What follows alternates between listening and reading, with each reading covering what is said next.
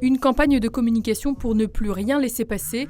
Elles étaient des filles, des sœurs, des mères et elles ont perdu la vie majoritairement sous les coups de leurs compagnons ou ex-compagnons. Selon le collectif Nous Toutes, on dénombrait au 22 novembre 121 féminicides, dont un dans les Vosges, depuis le début de l'année 2022, soit un décès tous les 2 jours en France. Depuis 1999 et la proclamation de l'ONU, chaque 25 novembre, des opérations de sensibilisation sont menées dans le cadre de la Journée internationale pour l'élimination de la violence à l'égard des femmes.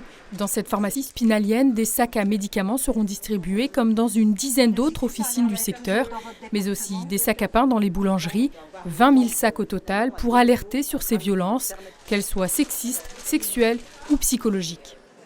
C'est-à-dire que sur la violence physique, il n'y aura jamais de difficulté. C'est-à-dire une personne qui marque des coups se dira quand même d'une manière assez systématique que ce n'est pas normal.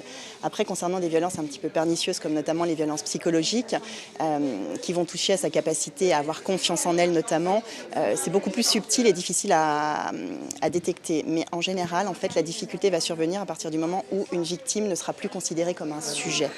Les chiffres sont alarmants et ce, malgré les moyens mis en œuvre par le gouvernement qui en a fait une de ses priorités depuis le quinquennat précédent. Les 54 mesures élaborées à l'occasion du Grenelle de 2019 sont aujourd'hui toutes en place.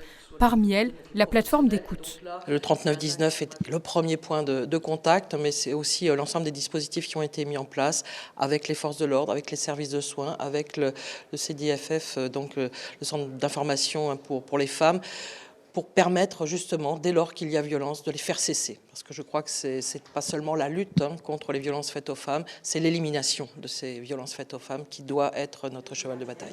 Dans les Vosges, à ce jour, plus de 1100 femmes ont été victimes de violences en 2022.